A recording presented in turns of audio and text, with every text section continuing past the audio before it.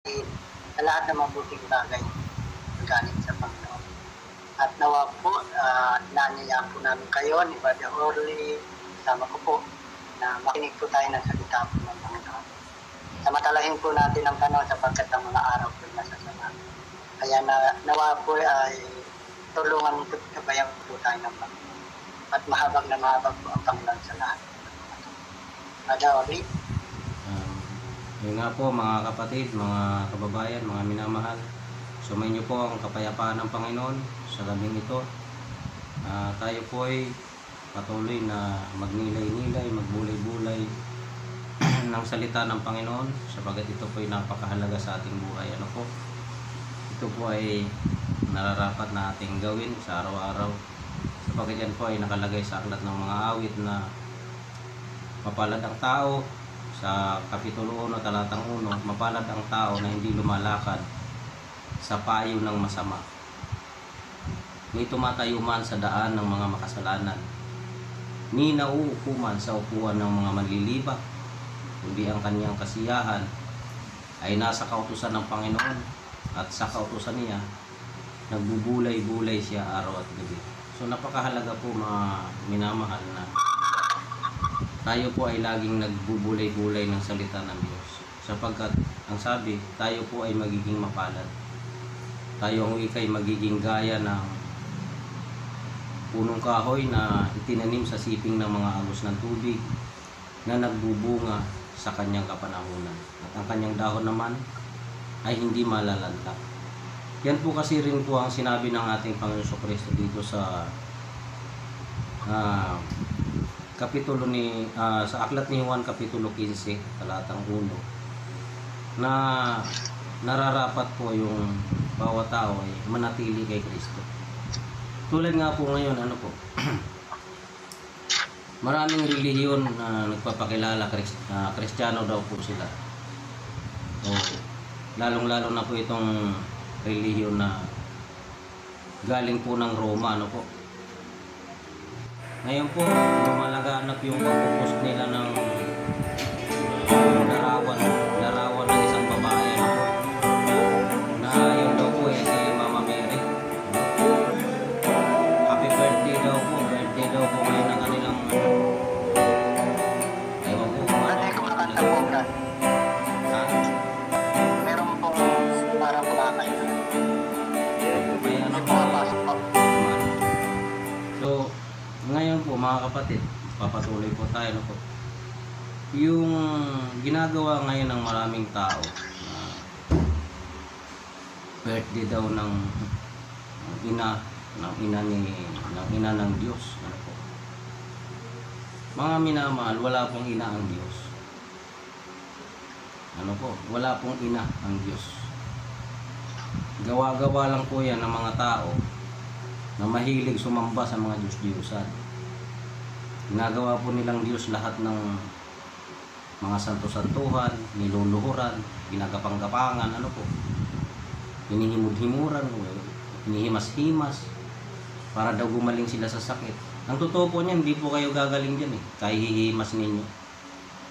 Lalo po kayo magkakasakit.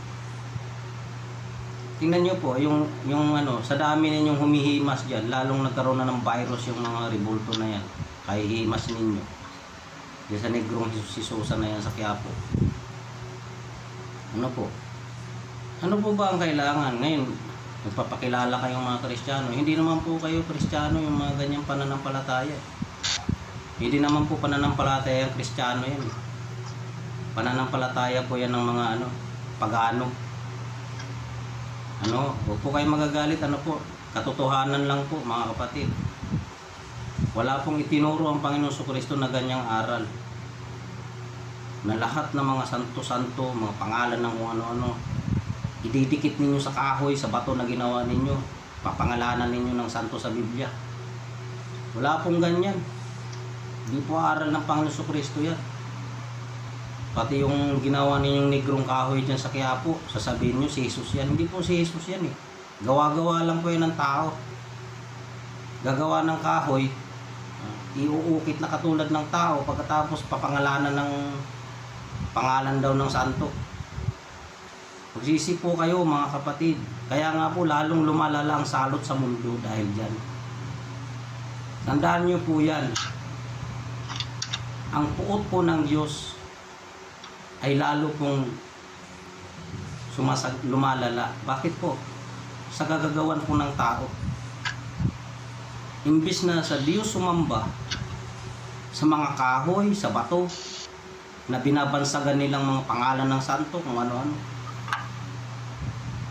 Baguhin na po natin yan mga kapatid. Wala pong mangyayari sa buhay natin yan. Salot po ang aabutin natin dyan. Salot po. Yung mga rebulto na yan, kahit iharang nyo pa yan sa lahar walang magagawa yan Hindi niya kayang patigilin ng lahar. Siya, mababaon pa siya sa lahar pag hinarang nyo sa baha yung mga rebulto na yan Hindi po kayang magligtas yan.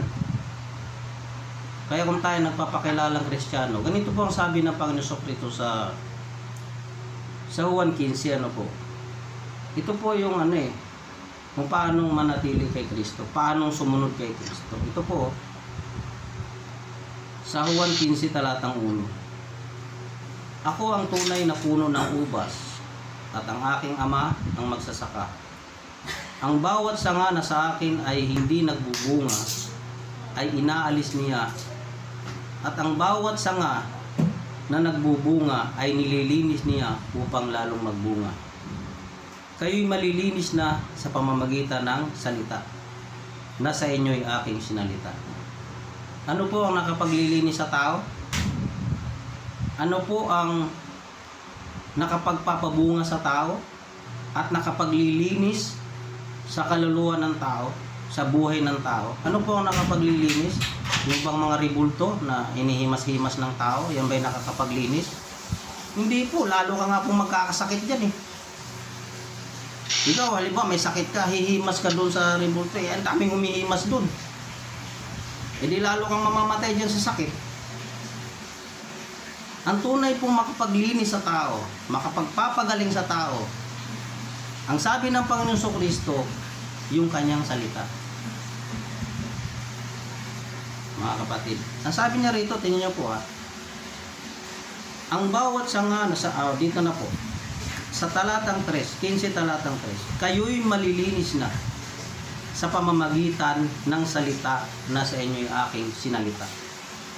Ang nakapaglilinis po, hindi yung kung ano-ano, yung paghima sa panyo, pagbili ng panyo na may mga nakasulat na ganito, may prayer na nakasulat sa panyo. Hindi po yan ang makapaglilinis sa tao. Hindi rin po yan ang makapagpapagaling sa tao, mga kababayan, mga minamahal.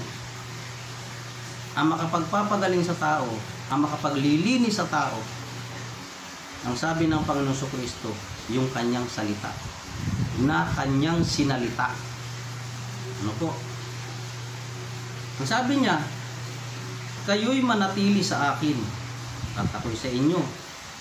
Gaya ng sanga na di makapagbunga sa kanyang sarili, maliban na nakakabit sa puno. Gayon din naman kayo, maliban kayo'y manatili sa akin. Ako ang puno ng ubas, kayo ang mga sanga. Ang nananatili sa akin at ako'y sa kanya ay siyang magbubunga ng marami. Sapagkat kung kayo'y hiwalay sa akin, ay wala kayong magagawa. Yan po mga minamahal. Sigurado naman po tayo sa Pilipinas po talaga maraming tao, mga relihiyoso, po. Kilala talaga tayo ng mga relihiyoso. Ang ito lang po ang uungat relihiyoso. Ngunit pinipilit yung kanyang sariling paniniwala. Kung ano yung kinagisnan niya, kung ano yung itinuro ng pastor, paninindigan niya na yon. Hindi muna niya sisiyasatin kung tama ba yung aral ng pastor niya. Basta ang mahalaga, nandun siya, member siya doon. Pag sinabi ng leader, pag umanib kayo sa ganito, sa iglesia ni ganito, si iglesia ni Kulapo, ano-ano, maliligtas kayo. Maliban na kayo umanib dito, hindi kayo maliligtas. Wala naman pong ganyang kaligtasan, mga minamahal Wala naman pong aral ng Panginoon Jesucristo na pag umanib ka sa sa iglesia ni ganito maliligtas ka. Hindi po yun eh. Maliligtas ka sa pamamagitan ni Kristo. Paano po ba tayo maliligtas sa pamamagitan ni Kristo? Ang sabi niya, manatili kayo sa akin. Ano po? Manatili kayo sa akin gaya ng sanga na hindi makapagbubunga sa kanyang sarili, maliban na nakakabit sa puno. Angkin tayo na ang angkin na tayo lang ligtas, tayo kay Kristo. Samantalang ang aral naman na hindi ayon kay Kristo. Ano po? Pinipilit yung kanilang sarili. Angkin lang ng angkin. Ang sabi ng Panginoon Kristo, siya yung puno ng ubas. Kayo ang mga sanga. Sino po ba yung mga sanga? Yung mga sanga na nanatili sa Kanya. Alin po ba yung nanatili sa Kanya? Ang sabi niya, yung nilinis ng Kanyang salita. Ayun po bang paghima sa rebulto, nakakalinis ba yan? Hindi po, mga minamahal. Hindi po nakakalinis yan. Lalo po tayong mapapahamak yan. Yan nga po nagdadala ng virus, kahihimas ng marami. Halo-halo yung humihimas dyan eh. Pag uwi, nagkasakit, nagkalagnat. Yung pala, virus na. Kahihimas dyan. Ano po? Mga minamahal. Wala pong kabuluhan yan. Sabi ng Panginoon Kristo, kung kayo'y magsipanatili sa akin, sa talatang 7, at ang mga salita ko'y magsipanatili sa inyo, ay hingin ninyo ang anumang inyong ibigin at gagawin sa inyo. Yun. Ayan po mga minamahal. Mananatili tayo kay Kristo. Tayo daw ay dapat manatili sa Kanya, na gaya ng sanga na hindi makapagbunga sa kanyang sarili, maliban na nakakabit sa puno. Bakit? Sapagkat kung kayo'y hiwalay sa akin, ay wala kayong magagawa. Yan po mga kapatid. Isa pa po, maliban na tayo manatili sa Kanya, sapagkat kung hindi tayo manatili sa Kanya, wala tayong magagawa. Katulad po ng remnant. Ipinangaral ba ng Panginoon Kristo na ang Kanyang iglesia lalagyan ninyo ng pangalan na remnant? Saan niyo po ba nabasa yan? Ang iglesia ni Kristo, ang iglesia ng Panginoon Kristo, remnant. Ano pong talata yan? Mga minamahal,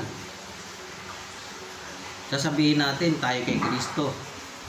Tayo ay mga sanga ng Panginoon Kristo. Ang sabi ng Panginoon Kristo, na ako ang puno ng ubas, kayo ang mga sanga, sa talatang 5. Ang nananatili sa akin at ako'y sa Kanya, ay siyang nagbubunga ng marami, sapagkat kung kayo'y hiwalay sa akin, wala kayong magagawa. Yan po, mga kapatid.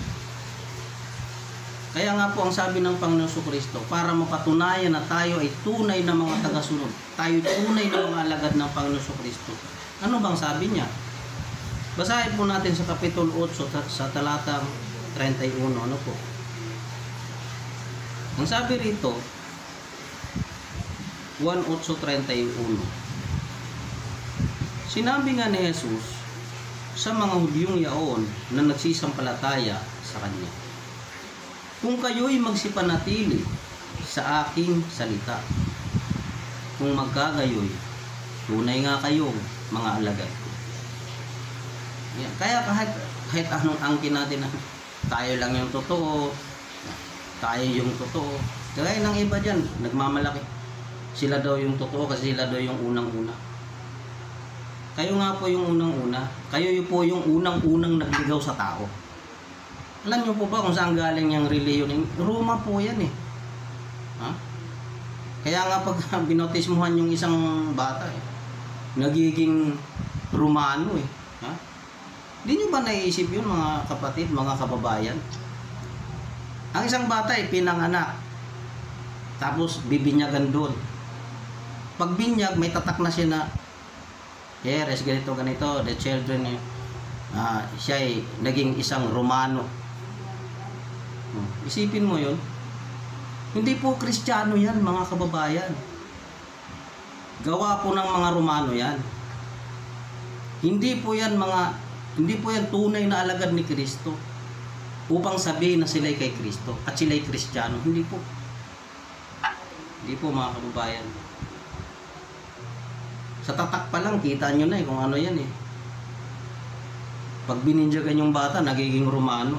Kailan ka naman naging Romano? Pilipino ka. Di po ba? Kaya, nawa po, maunawaan natin itong mga pahayag ng ating Panginoon Kristo. Ang pahayag ng Panginoon, ang pahayag ng Diyos. Paano ba tayo makilala na? Paano ba tayo makilala na tayo yung mga tunay na alagad ni Kristo? Sabi niya, manatili kayo sa aking salita. Manatili kayo sa aking salita. Ay yung paghimod-himod kay Mama Mary, happy birthday. Salita po ba yan ni Kristo? Hindi po, mga kababayan. So, narito po ang ating kapatid, si Brother Ray. Brother Ray, kayo po. Ako, salamat sa Panginoon. At yun nga po napakalinaw po na ang tao po ay dapat po na malaman niya po kung yung tunay niya po bang paglilingkod ay ayon po sa Panginoon. Mahalaga po yun na minsan lang po ang buhay po ng tao. Kung nagkamali po, wala na po pag-asa kapag ang tao po niya matay. Kaya yung pagsamba po sa mga revolto ay mali po yun. Sapagkat yun po ay pinagbawal. Tapos po yung iba po naman nagtuturo po ng hindi naman po sa aral ni Kristo ng pagkadaro. Hindi na po sa salita ng katotohanan. Marami po naliligaw, marami po napaguguluhan dahil sa dami po nga ng reliyon.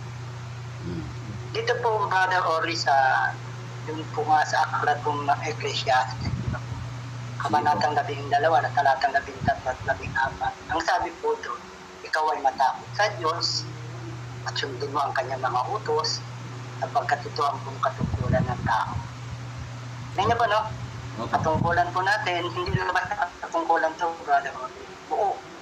100% katungkulan ng tao. Opo. Na ano katungkulan natin? Matakot sa Diyos at sundin ang kanyang mga utos. Ikaw, pag sinabi po, Brother Orly, ikaw, isa-isa po ito. Hindi po sinabing kayo, kundi ikaw. Ikaw. Ako. Yung kinakausap ng Diyos, Brad. Yung kinakausap ng Diyos. Lahat kinakausap ng Diyos. Ikaw. Opo. Pag ikaw, isa-isa, di ba? Ikaw ay matakot sa Diyos at sundin mo ang kanyang mga utos sapagkat ito ang buong katungkulan ng tao. Bakit po kailangan natin matakot sa Diyos at sundin yung kanyang mga utos sapagkat dadalhin ng Diyos ang bawat gawa sa kahatian. Maging ito'y kubling kubling bagay, maging mabuti o masama. Dadalhin po ng Diyos sa kahatian bawat gawa. Bawat gawa po, Brother Orly, wala po dito makakalasot. Bawat gawa po. Kahit po yung tagong ginagawa po ng tao. Kahit tago po, hahatulan po ng Diyos yan. Kaya ang sabi, ikaw ay matakot sa Diyos at sundin mo ang kanyang mga utos.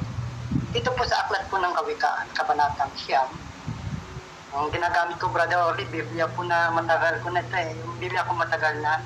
Nasira po yung cellphone ko, nawala po yung yung LCD po, itim na lang Mga apps. Kaya medyo, ito pong ginagamit ko po, ito pong daladala ko noon. Yung na umahayo po tayo, Bibliang luma. Ano nga hiwa-hiwalay na Sa akin po kasi. Medyo malabo. Opo, medyo malabo. Pero, kung ano po yung nandyan, yun na po natin. Yung ano yung pinagkatiwala ng Panginoon. Pagsisikapan po natin. Dito sa Kawikaan po, Brother Orly. Kawikaan, Kabanatang 9, talatang 10. Ang sabi po rito, 9, talatang 10. Apo, ng mga kawikaan. Sige po. Ang pagkatakot sa Panginoon ay pasimula ng karunungan at ang pagkakilala sa banal ay kaunawan. Dito rin po may binabanggit ang pagkatakot sa Panginoon ay sabi po yung karunungan. Pag may takot po tayo sa Panginoon, meron tayong karunungan. Kaya po, kakaroon tayo ng karunungan. Kaya napakahalaga po yung takot sa Panginoon. Dito po sa Kawikaan, Kabanatang 1, Kawikaan din po, Brother Orly. Kabanatang 1. Yung iba po, sa iba na po natatakot. Kabanatang 1. Ano po? Sa iba na po sila natatakot. Opo. Kagaya po yung lindol po sa Morocco. Ay, 600 po yung namatay, may higit. 600. Bago lang po ba nangyari? 1067. Opo, 600 po mahigit. 7.2 ata yung lakas niya. Lagi po yan sa Dami po namatay. nakaraan din po yun, libo-libo na patay nila sa lindol. Opo. Ano po binalita po kanina. Dito po sa Kawikaan, Kabanatang 1, talatang 24. Diyan na po kay Brother Orly. Opo. Para saan ko po? 24. Ay, 23 po. Umpisa ko po sa 23. Magsibalik kayo sa ating saway.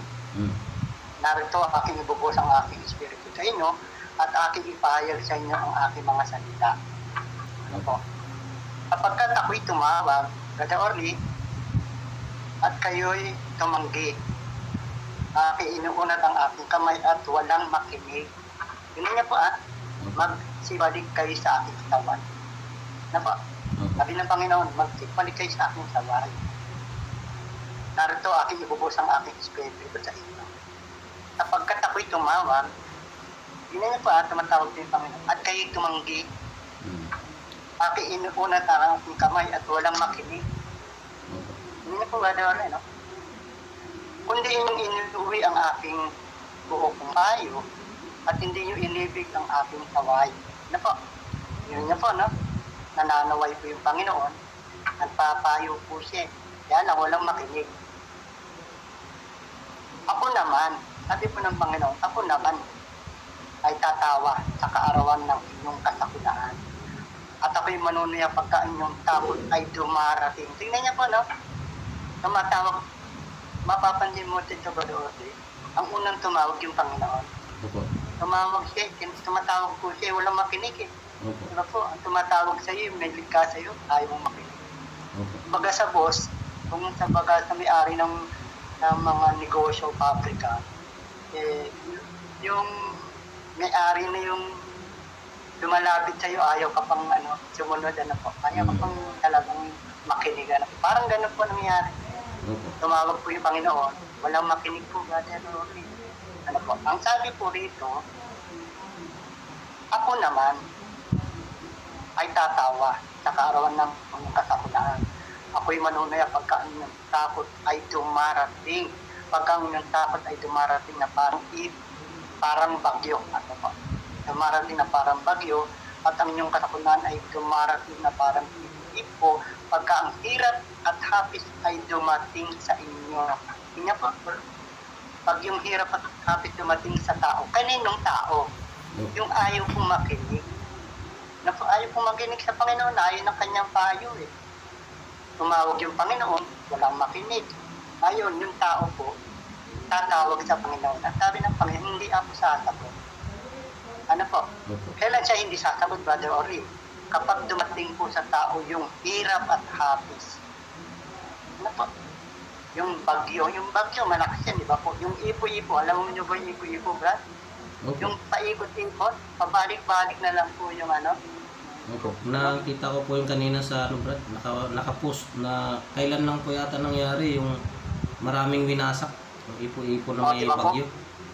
Yung ipo-ipo, paikot-ikot po, Brad. Opo. Kailan po hindi sasagot yung Panginoon pagka dumating po yung hirap at tapos ng tao? Sinong tao? Tanong Brad, sinong tao? Yung mga ayaw makinig sa kanya. Ano po? Ayaw kayong makinig, di ba po? Tutuloy ko po. Sige po. Kung magkagayoy, tatawag sila sa akin. 28. Ngunit hindi ako sasagot. Hahanapin nila ako masikap. Ngunit hindi nila ako masusumpungan. Ganyan po, no? Okay. Tawag ka ng tawag sa Panginoon, hindi siya sasagot. Brad, kaya ngayon, hirap at hapis, marami na po, di ba? Okay. Dumadaing sa Panginoon. Kung sabi ng Panginoon, hindi ako sasagot. Okay. Ano po? Kaya hindi pwede magmalaki ng tao sa Panginoon. Hindi tayo pwede magmalaki. Tuloy ko po. Sapagkat kanila ipinagtanim ang kaalaman at hindi pinili ang takot sa Panginoon, Ayaw sila ng aking payo, kanilang hinamak ang aking buong pagsaway. Kaya't sila'y magsisikain ng buwan ng kanilang sariling lakad at mabubusog ng kanilang sariling mga kagagawan, sapagkat papatayin sila ng pagkalipod ng musmos at ang pagkawalang balisa ng mga mangmang ang isira sa kanila. Tingnan niyo po, Brother Romeo. Pero mo, andun ka sa hirap at hapis, tatawag ka sa Panginoon. Yung Panginoon hindi sasagot. Ano po, bakit hindi sasagot? Eh, kasi tumawag yung Panginoon, hindi kayo nakinig. Wala pa sa kuna. Wala pang dumarating na palo. Opo, yung tanong, yung nakikinig ba sa Panginoon, anong mangyayari? Tuloy ko po, Brad. 33, kayo na po bumasa. Ako po, 33.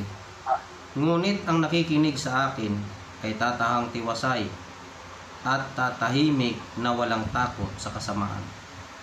nakikinig sa akin Opo. ay tatahang tiwasay at tatahimik na walang takot sa kasamaan.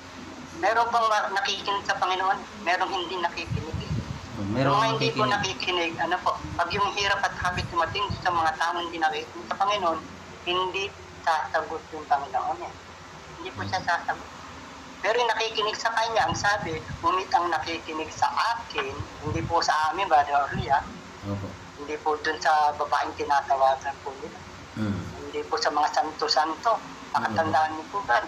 Yung iba tumatawag po sa santo-santo eh. Hindi po sinabing sa amin. Opo. Ang nakikinig sa akin, isa lang yun, Opo. ay tatahang tiwasay at tatahimik na walang takot. Kaya yung pagkatakot po sa Panginoon, napakalakot po ng Brother. Ikaw ay matakot sa Diyos at sundin mo ang kanyang mga utos. Yan po, Brother Oleg, God bless po. Pagkalain po kayo. God bless At po, yan po may kapatid. babago.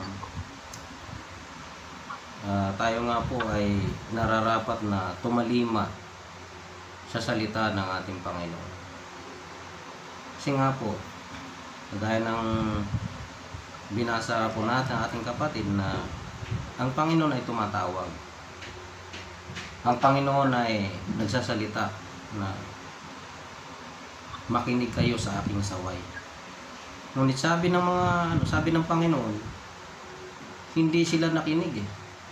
Yung mga hindi nakinig, pag ang kanilang hapis ay dumarating, ang mga hirap at hapis, no, ang mga sakuna ay dumarating sa kanilang buhay, doon sila tatawag sa Diyos. Kaso huli na, sabi ng Diyos, nung kayo'y masagana, nung maayos pa ang inyong buhay, tumatawag ako, wala kayong pakialam. Parang ngayon lang yan, sa panahon natin.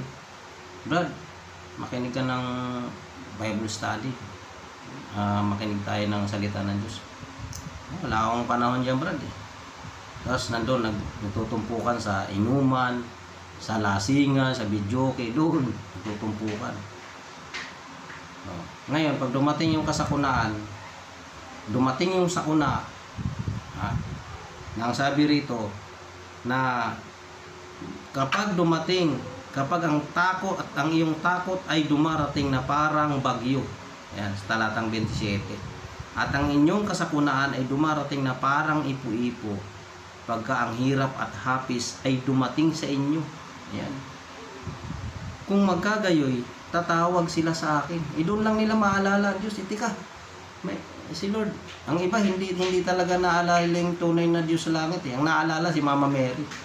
Tika, si Mama Mary, iligtas ko. Sipin mo. Kung talagang Diyos yan, bakit yan ang ililigtas mo? Panahon na ng sakuna. Mamamatay ka na lang, ililigtas mo pa yan. Hayaan mo yan, bato yan, kahoy lang yan eh. Yung buhay mo mahalaga kaysa sa bato. Ano po? Pero dito, sa mga taong hindi nakinig sa saway ng Panginoon, hindi nakinig sa kanyang mga salita, pag dumarating ang kanilang sakuna, ang kanilang kahapisan, tatawag sila sa Diyos, hindi siya makikinig. Ano po? Kaya nga po doon sa ating unang binasa kanina, kung tayo ay nagpapakilalang kay Kristo, ano po, sa panahon natin ngayon, ang ating buhay nasa biyaya ng ating Panginoon Kristo. Hindi po sa biyaya ni kung sino-sinong mga mama kung ano-ano may yung birthday ninyo na yan. Ano po? Ay, naku po. Yan po ang nagdadala ng salot, mga kababayan. Yung mga pagsamba na yan, sa mga rebulto na yan, sa mga Diyos-Diyosan na yan po ang nagdadala ng salot. Tandaan nyo po yan. Dahil ang Diyos ay mapanibughuin. Kahit naman po ikaw halimbawa may asawa ka, nasa harap mo yung asawa mo, tapos ikikis mo yung litrato ni ganito, ibang tao. Matutuwa ba yun? Hindi po ba? Ganun lang po yan Ang Diyos ay, bakit mo siya ikukumpara sa isang larawan ng tao? Hindi naman sa tao. Espiritu po ang Diyos Bakit ihahambing mo siya sa larawan ng tao? Tapos hihimod-himuran mo pa. Hihimas-himasin mo. Tapos hindi lang ikaw ang humihimas doon. Ang dami nang humihimas doon. Meron doon, nanlilimahe, dumihimas. Sinisingahan yung panyo niya, ihihimas niya doon sa ribol. Tapos ikaw naman, social ka pa, himas-himas ka rin doon. Lalo pa magkakasakit ka doon. Ano po? Ang Panginoon ay tumatawag. Makinig kayo sa aking saway. Ito ba? Ang sabi niya, kapag dumarating sa inyo sabi niya dito sa talatang 23, magsibalik kayo sa aking saway. Narito, aking ibubuhos ang aking espiritu sa inyo. Hindi sinabing, narito, ibubuhos ko sa inyo ang aking mga ribulto. Wala pong ganun Ang ibubuhos po ng Diyos, ang kanyang espiritu. Hindi po yung sinasabi ninyong mga ribulto ninyo. Hindi yun ang ibubuhos ng Diyos. Kasi pag nabagsak ang kanyang bato na yan, patay ka dyan. Kaya ang ibubuhos ng Diyos sa tao, yung espiritu niya. Para ano po? Kasi ang espiritu, yun po yung gagabay sa tao sa lahat ng mga sinasabi ng Panginoon upang ating maingatan yung kanyang utos. Kaya nga po, kahit yung mga maraming tao ngayon, sinasabi nila, binabanggit nila na sumayin nyo, ganito ito, pakikipisan ng banal na espiritu, yung mga ganyan. Ano po? Pero, hindi naman nananahan sa aral ng Panginoon. Hindi nananahan sa aral ni Kristo. Ang sabi ng Panginoon sa Kristo, malibang kayo'y manatili sa akin, wala kayong magagawa. Wala po tayong magagawa, mga kapatid, mga minamahal. Wala po.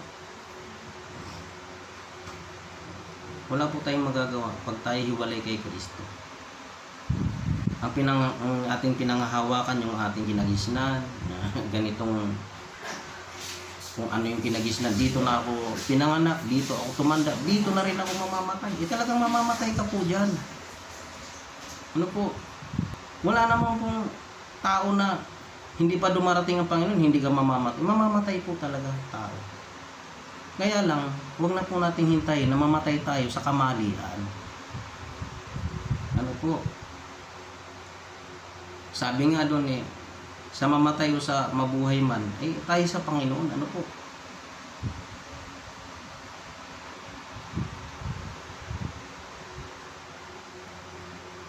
Mga kapatid,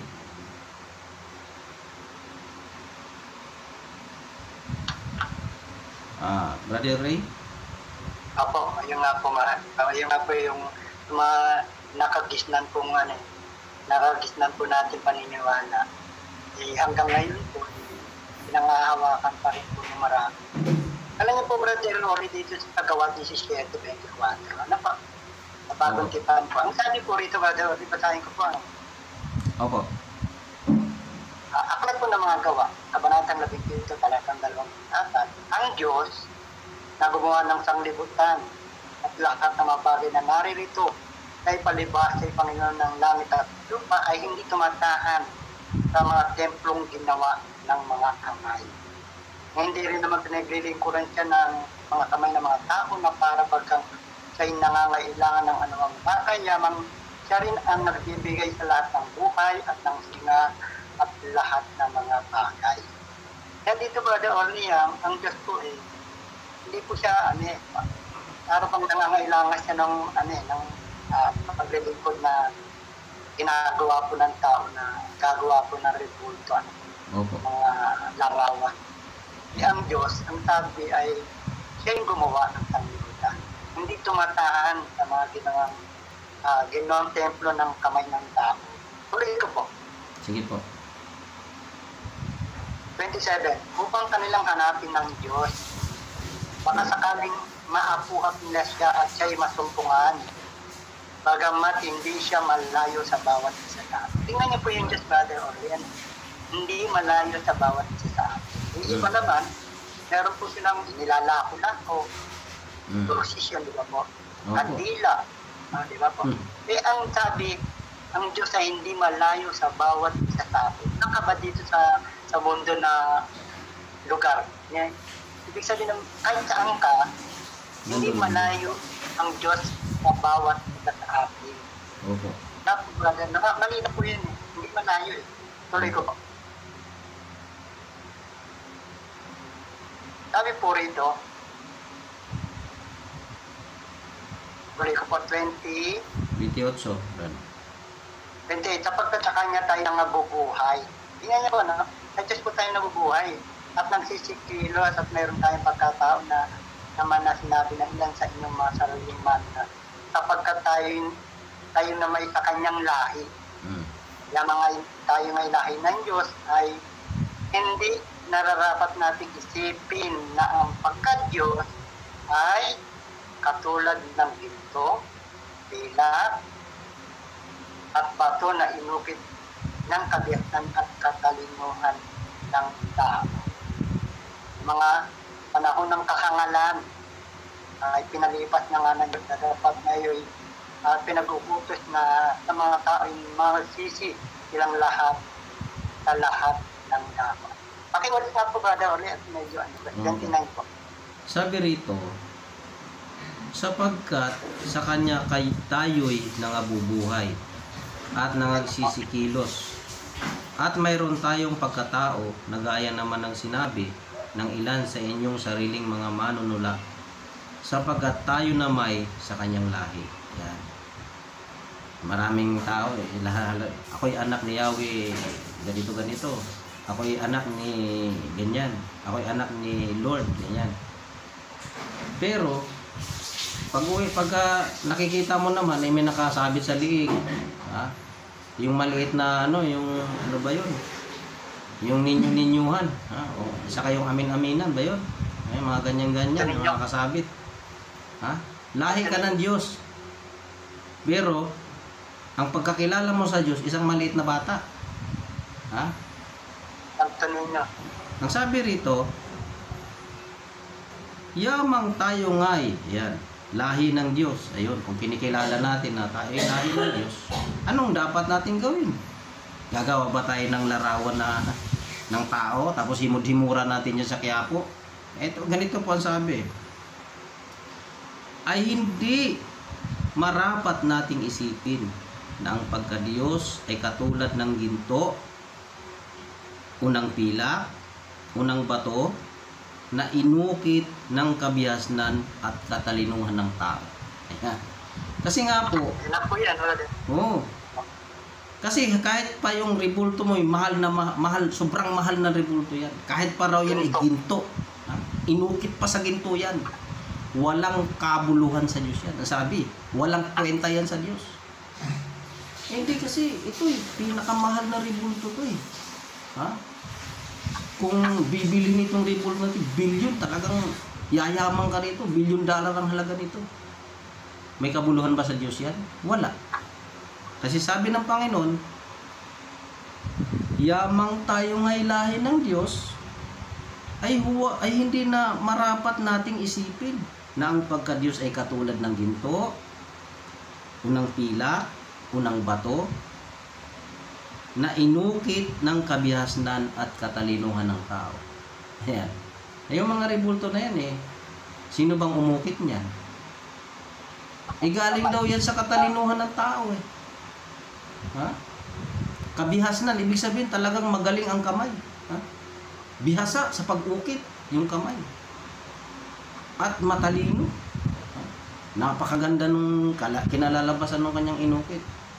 Pero sabi ng salita ng Diyos, huwag nating isipin na ang Diyos ay gano'n. Ha? Huwag daw nating isipin.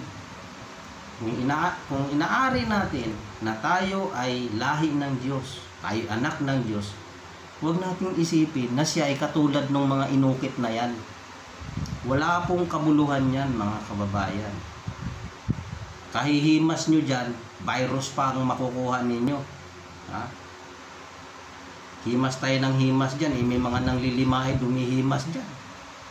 Sisinga sa kanyo. Tapos ipupunas doon sa negrong nasa Quiapo.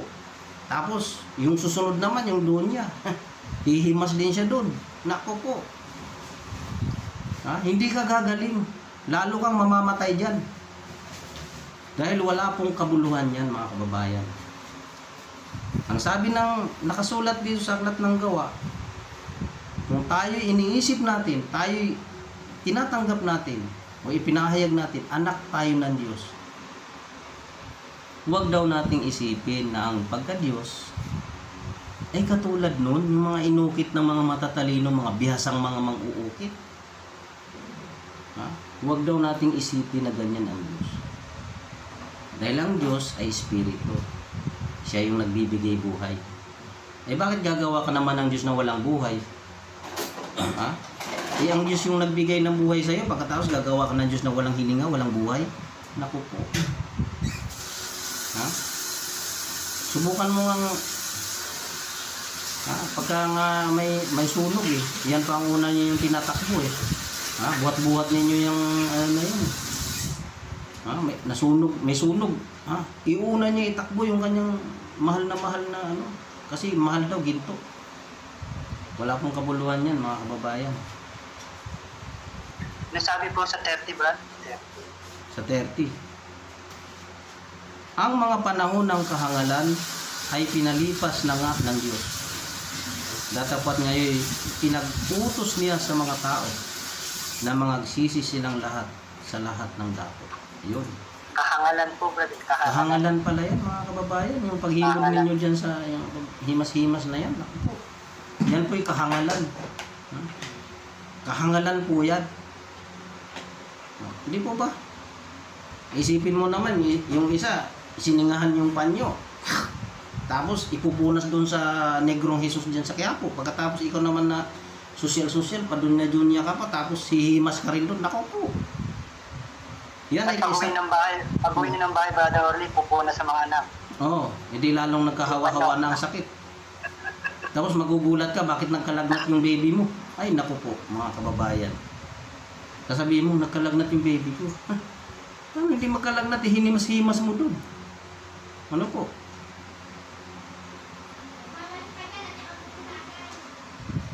Brother Ray. Opo, yun po. Kaya nga po na dapat po na magising po yung tao. Ang Diyos po ay, sabi nga ang Diyos ay may galit sa masama araw-araw. Nakalagay po doon sa awit po yung brother. Ang Diyos ay may galit sa masama araw-araw. Sa masama siya may galit, hindi sa lahat po ng tao. Sa masama po, galit po yung Panginoon. Pero yung taong hindi naman po gumagawa ng, hindi po galit yung Diyos lang. Kaya, ang sabi po dito magsisi po sa lahat ng dako. Ang Diyos po, Brad, ay hindi malayo sa bawat isa sa atin. Amen. Kahit nasaan ka. Opo. Kahit nasaan po yung tao. Andun yung Diyos. Opo. Magtaro ka nga pati nga yung ginagawa mong tago alam ng Diyos. Yung nasa isip po ng tao, alam po ng Diyos. Opo. Kaya mahalaga po pakumbabala lang po yung tao. Kung ano yung mali, kung ano na po yung mali, tanggapin po natin yung tama. Yung tama naman po nasa Biblia po yung salita. So yun lang po yung tama. Yung tao po nagkakamali po yung tao. Pero yung Diyos hindi po pwede magkamali. Sigurado po yung Diyos. Yung salita po ng Diyos, sigurado. Sure yung 100% tama. Kaya Brother Orly, God bless po. God bless po, Brother Ray. Meron pa kayo dadagdag? Opo, muli po mga kababayan, mga minamahal, mga kapatid. Muli po kami nagpapaalala sa inyo. Kami po ay kabahagi ng Church of Jesus Christ, the Lord and Savior. Hindi po kami remnant, ano po. Ulitin ko po, hindi po kami remnant. Ibig po kasing sabihin ng remnant, mga kapatid, ay nalabi. O siyang naiwan, natira. Natira. Sila na lang yung natira, wala nang iba. Parang lumalabas sa ang paniniwala na remnant ka. Ha? Bakit ka pa naghihikayat? Bakit ka nagtuturo pa dyan sa Facebook, sa live, na sila'y makinig ng salita ng Diyos? Eh, remnant ka na eh. Ha, ikaw na nga lang yung natira, remnant ka. Bakit ka maghihikayat? Ha? Ano po bang pinapalabas mo? Huh? Ang sabi ng Panginoon dito, may babasahin lang po ako dito sa Aklat ng Gawa, 2:39. Ano po? Tingnan nyo po ha. Wala pong itinuro ang Panginoong Jesucristo na remnant. Eh no? Walang pong sinabi ang Diyos na remnant. Ha? Sabi rito, sapagkat sa inyo ang pangako at sa inyong mga anak at sa lahat ng nangasamalayo, maging ilan man ang tawagin ng Panginoon nating Diyos sa Kanya. Yan. Sipin mo naman yung ilalagay mo si Giselis tapos lalagay mo ng remnant. Naku po. Pagkatapos nangangaral ka pa, remnant na nga kayo. Eh, kayo na lang, huwag na kayo maghikayat pa ng iba. Gusto nyo pang iligaw ang mga tao sa kalukuhang aral ninyo eh. Ha? Remnant kayo. Yan sabi nga, maging ilan man ang tawagin ng Diyos. So, talagang tatawag ang Diyos eh. Kasi ang sabi pa nga niya sa Timoteo, na siyang may ibig na lahat ng tao'y mga ligtas at mga kaalam ng katotohanan. Eh, tutuloy ko lang pong nasabi ko kagabi eh. Marami, gusto ng Diyos maraming maligtas. Hindi po eh, nakasulat po talaga na kung hanggat maaari, lahat ng tao maligtas. Kaya nga lang po, marami po talagang mapapahamak eh. Kasi marami pong mga tao ayaw sumunod kay Kristo. Ano po? Kaya, paalala po muna. Muli po kami nagpapaalala. Ano po? Kami po ay kabahagi ng Church of Jesus Christ, the Lord and Savior. Hindi po kami remnant. Yan. Kaya po kami ay nagbabahagi ng salita ng Diyos kasi utos po ng Panginoong Jesucristo na gawing mga alagad ang lahat ng mga bansa. Yan. Na sila'y bautismuhan sa pangalan ng Ama at ng Anak at ng Banal na Espiritu. Na ano? Nasasabing remnant? Hindi. Ituro sa kanila na kanilang ganapin ang lahat ng mga bagay na iniutos po sa inyo. Yan. Yan po ang sabi ng Panginoon Jesucristo eh. Hindi po niya itinuro na ang church ninyo ay tawagin ninyong remnant kasi yan na lang yung huli. Wala nang susunod. Naku po, mga kababayan. Dahil sa pagmamarunong, pagmamalaki, nagmamataas sa sarili, kaya ganyan po ang nangyayari sa mga tao. Pag ikay palalo, mapagmataas, o hindi ka gagabayan ng Diyos sa dapat mong gawin. Ano ba ang tama? Ano ba ang dapat gawin? At ano ang mali? God bless you po sa inyong lahat, mga kababayan. Mahabag nawa ang Diyos. Brother Ray. Kaya po mga minamahal mga kababayan, patuloy po tayong bigyan po natin ng oras at panahon na makapakinig po na sa salita po ng Diyos. Yan po yung napakalaga. Kami po ay gabi-gabi po na nagpapayag po ng salita ng Panginoon.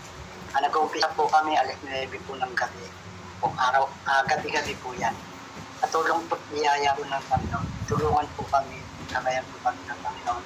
At bigyan niya po kami ng kalakasan, katapangan na maipahagi po namin yung mabuting balita na salitang katotohanan na nakalagay. Sa inyo po, naway kayo rin po na ingatan po ng Panginoon. Ilayo po tayo ng Panginoon sa lahat ng Panginoon. Tulungan po tayo ng Panginoon. Mahabag po na mahabag ng Panginoon sa lahat po ng mga tao, mga naghihirap po, mga dumaranas ng kahirapan po, marami po, mga dahil napakahirap na po ng buhay.